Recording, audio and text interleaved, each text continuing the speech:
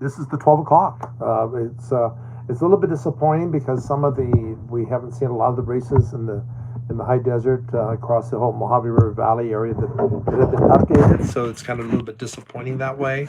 We were hoping that the Registrar of Voters Office would have some more updates for us, at least. Let me adjust my screen here just a little bit so I can catch everybody more. But we're just going to deal with what we have. But one of the things I did promise to you, is that we were going to go through some of the state races.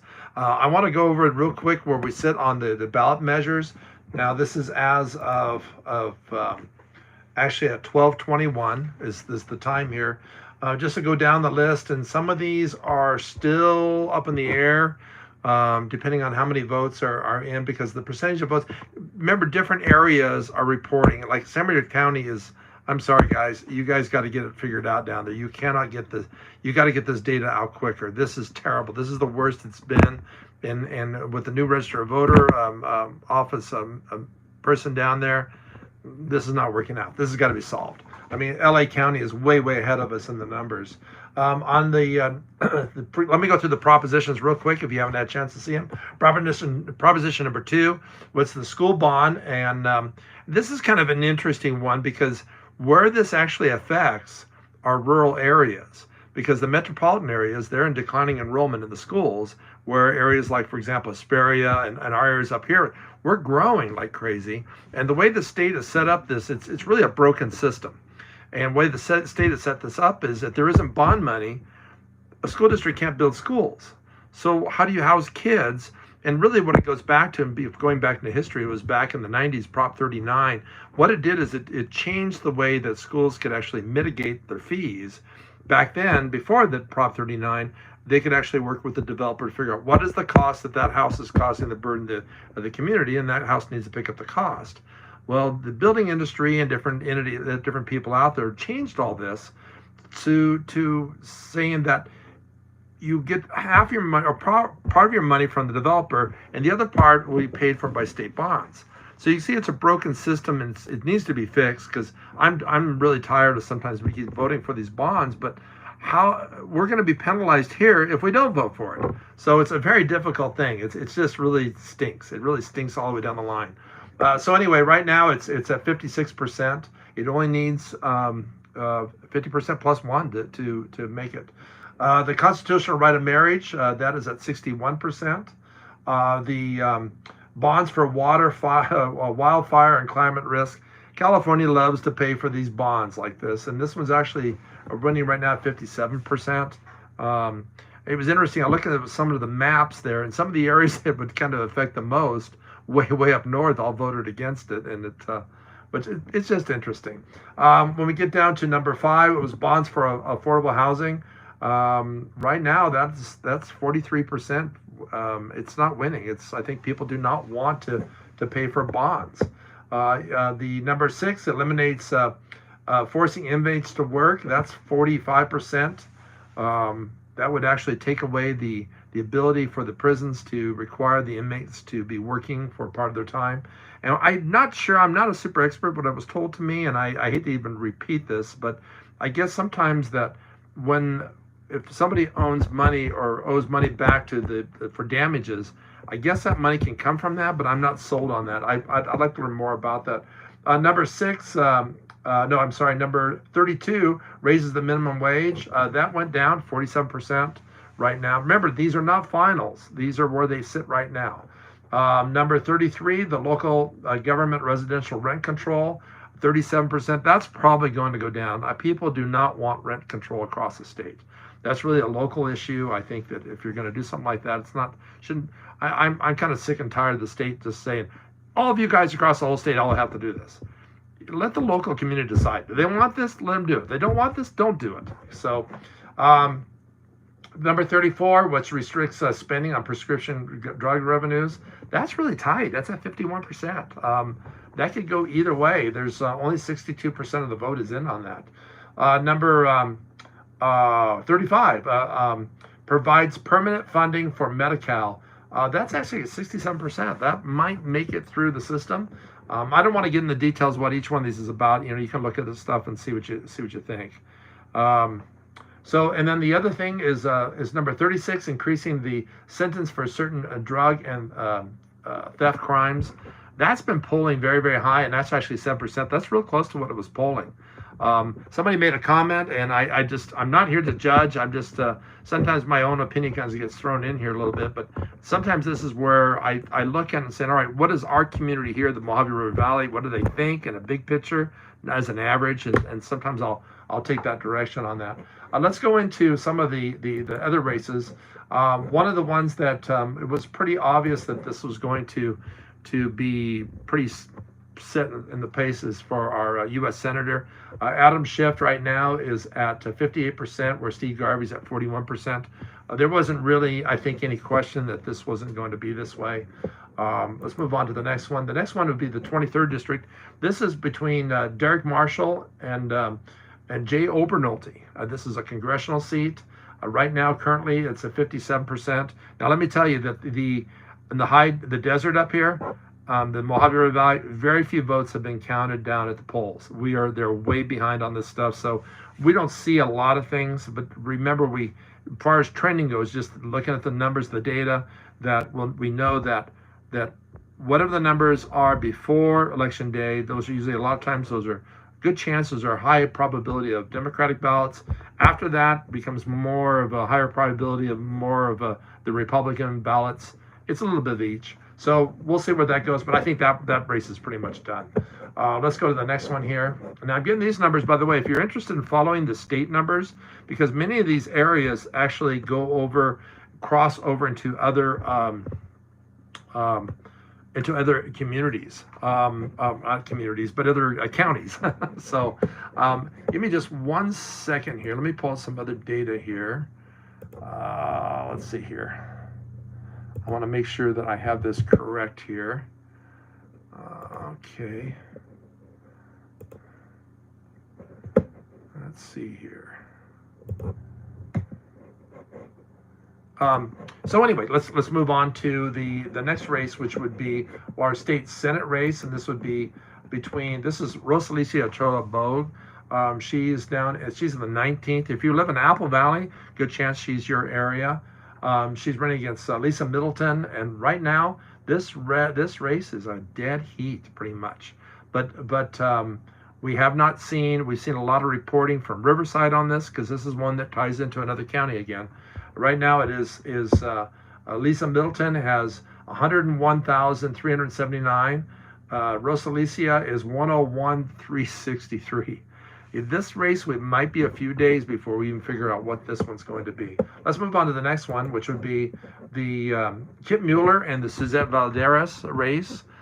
We had a chance to interview Suzette. It was right now she's at 52% and Kip Mueller's at 47%. So we'll see how this ends up trending out. A lot of those votes are missing from this one because this is only 61% of the voter in.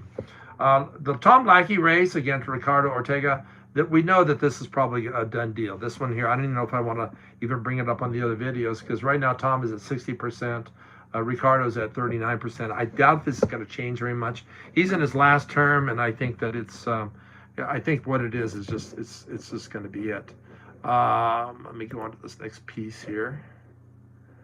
I'll pull this up here. Okay, going on to the next one would be, sorry about that, a little delay in the thing here, is Juan Carrillo and Juan Carrillo and Paul Marsh. Right now Juan is at 57%. He's just finished up his first term. I don't think this is going to change much. I think that this one's probably pretty solid. There's a lot of votes that are missing from the Victor Valley, but that's a huge catch-up. That's a huge catch-up to be able to get there. His area goes all the way from the east side of Palmdale, Lancaster, all the way across to part of Victorville, Adelanto, and part of Hesperia. Let's move into the next one here. And now this one here is the 41st district. Now this would only matter to folks that are up in the Pinion Hills, Phelan area, Wrightwood. This is a weird gerrymandered district, because really where this district actually connects is down the hill in Monrovia area, I believe it is. So right now it's John Harabin is, I think, 61%, and Michelle Martinez is at 38%.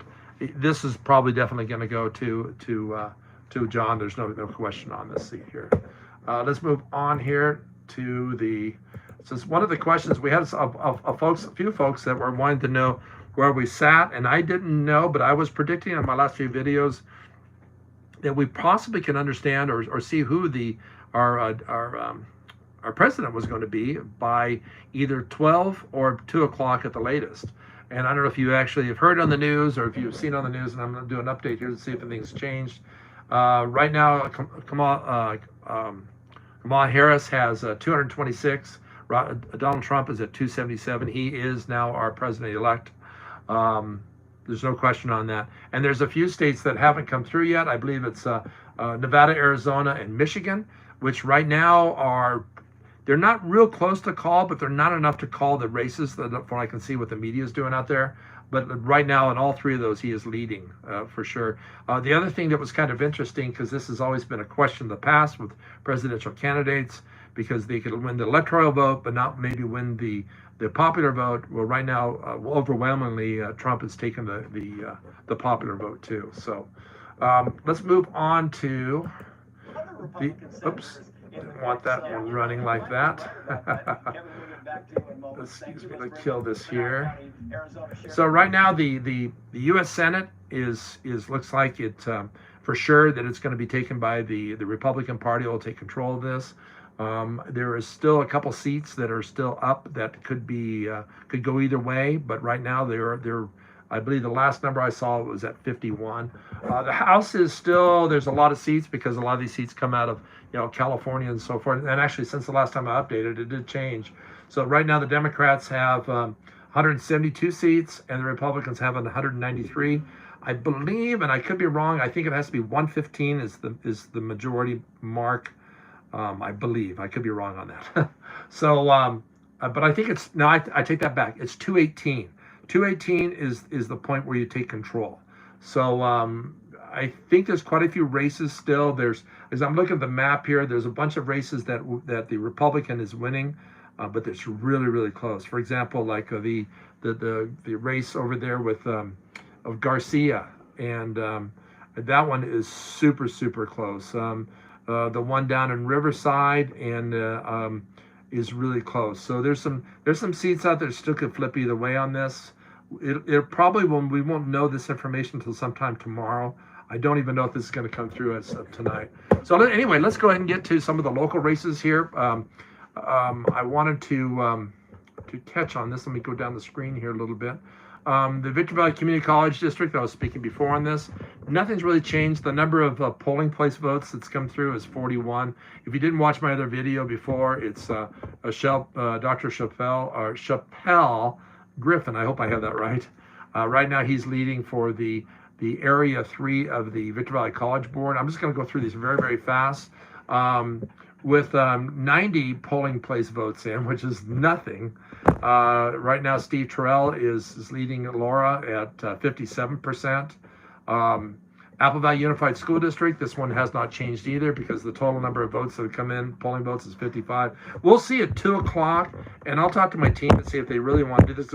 We're looking for the base, and the base is what I explained earlier. You have we call it pre-votes that are those are ones that are either people mailed in, the voters mailed them in, or they went to either to the Registrar of Voters Office to vote in person, or they went to one of the satellites. So that would be the votes that we're dealing with today. Before today. Now, when we run from today forward, these votes are the ones that are called poll votes, and right now we don't have any. They're very, very few. So I think there's going to be a big burst. So we'll probably watch it. If there's a big change, we'll do a 2 o'clock video. Otherwise, we might just wait till tomorrow. The Registrar of Voters has said that they will do an update every 2 hours until all the polls are done. Now, when the polls are done, then they go in, they try to do they'll have mail votes that are coming in late. They'll keep doing those. They'll start doing provisionals at some point. Those are people that have gone to a poll that for some reason their data wasn't there that they could actually vote. And then of course the last thing we'll start seeing is when you the curing votes. Now, curing votes is when there's something wrong with the ballot. Either somebody didn't sign it right, they didn't date it, or there's some reason that ballot got held back, and those ballots are put on hold completely. And so the candidates actually have the opportunity to cure those, to go back to the voter and say, hey, you got a ballot here, it's not working right. So those are the last votes that happen. So let me go through this real quick here. We have Anita Tucker. She's in Board Area 1 in Apple Valley. She's still at 55%. We have the other Apple Valley seat there. That's Renee Longshore at 69%, but we only have 19 votes from polling. So all these things are up in the air. Barstow Unified, it's only one polling place. I'm not even going to go into the details on this one here because there's so much to do. On the Hesperia Unified, we have Chris Turdell and Maria Gomez. Only 5 votes have come in, but Maria is right now has a good stronghold of 61%, but that's not enough to win by. But that could be where the trend could be going for her. The other one is, of course, the Area 4, which is right now there's only 8 polling votes in. And so that one's 68% with Manny Lynn. In Snowline, Corey Lefevre is at 63%, only 2 polling votes. Isn't that nuts? I don't know how you get 2 polling votes. If you're going to run votes, why don't you do a bunch of them? In the Victor Valley Union High School District, Area 1, Ken Larson is still the strong person right over Barbara Dew, which has been on there for almost 30 years or thereabouts. Adelanto, this is interesting. This hasn't changed. It's still Michael Kraus is still leading that. One of the ones that I was reminded that I didn't speak on before was Hellendale School District. That one there has 3 people up for it. It's Heather Allgood, Jeffrey Kay, and Jeremy Silver. And right now it's definitely Heather Allgood and Jeffrey. But like I said, there's only 2 polling votes that have come in. These are very, very small races to run. San Bernardino County Assessor, that was also brought to my attention that we didn't talk about before. Jose Gonzalez. Now, this one does have a lot of poll votes that have come in, but this is a county-wide race. So you're going to see, for example, the mail-in ballots on this is like 251,000. The number of polling places is 22,000. So you know that this is going to go a lot further because the total number of voters, now this is everybody. This is everybody. If everybody voted, it would be 1.1 million, almost 1.2 million. And it's we will never get close to that because the percentage will probably be maybe 35% that'll actually vote. We might even go with the number of people that were in line there. It might even go to possibly 40%, or we'll just have to see because we really don't know. There was lines at all the polls. Adelanto really has not changed. We did get, it's kind of weird. They got 55 polling votes there, but some of these other places didn't get any. So I don't know how they figure out what's going to happen on that, but nothing has really changed on that. It's still Daniel Ramos and Stefana, but Joy did pick up a few votes. So we'll see where that one goes. That one still is anybody's race. And Apple Valley, Art Bishop, he's so solid, but like I said, here's another one. 4 polling votes have come in. Barstow, the mayor, it's still, it pretty much looks like Tim Silva is the one that's going to be trending on that one. The city council, it really hasn't changed there either. It's going to be Barbara Rose will be for the 3rd district. And so far, I mean, that's where we are because for Barstow, there are 0 polling votes. Remember, a lot further to drive. Those cars came in probably a lot later than everybody else. Anyway, just going down the list here because we still have a District 4 that's John Tex. He's still got 29%. In Hesperia, this is the one race that we're watching that's very, very, very tight. This is between Chris. This is probably one of the tightest races that I've seen almost across the whole county. And we knew this is one of the bigger races that we were going to watch. Chris Ochoa right now has 970, and Rebecca Swanson is 942. 5 votes have come in for polling. So you know that this one's going to be a few thousand more votes are going to come in. We'll have to see where this one actually flies. The other side of town, there's no question that Josh Poland is really taking the pace on this for District 5. The city of Victorville, this is very, very interesting because what we have here is, remember, we don't have polling votes, so I'm just going to, Tiffany Godin, she's still in leading the 1st district. Leslie Irving is still leading the 5th district.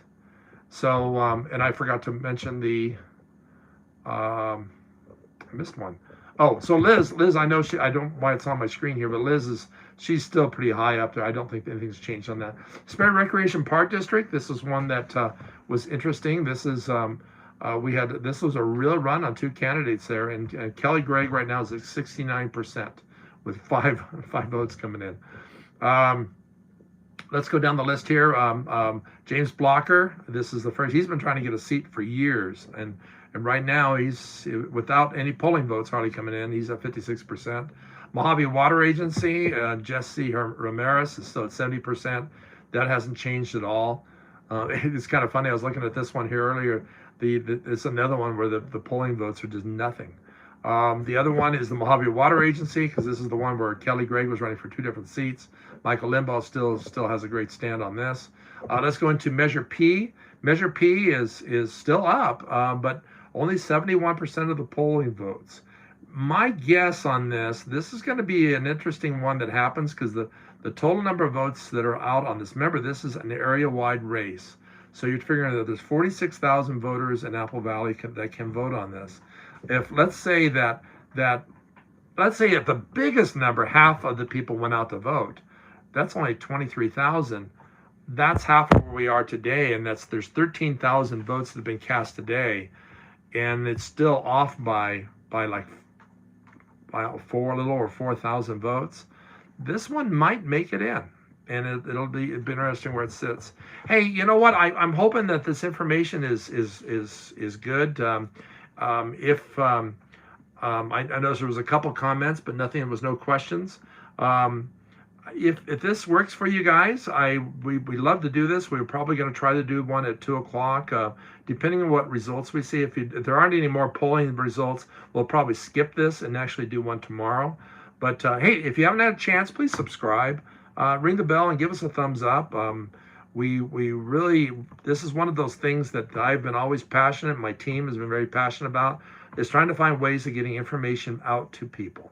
Because unfortunately in this time, sometimes a lot of these things go on and we like, what in the heck are we voting on? What is it? And so it's just where it is. Hey, until next time, we'll catch you, because if we do not do one tomorrow, we'll see. We might do one in the morning, but at some point there, we'll bring this back to the studio, so we'll actually be able to show you the results on the screen.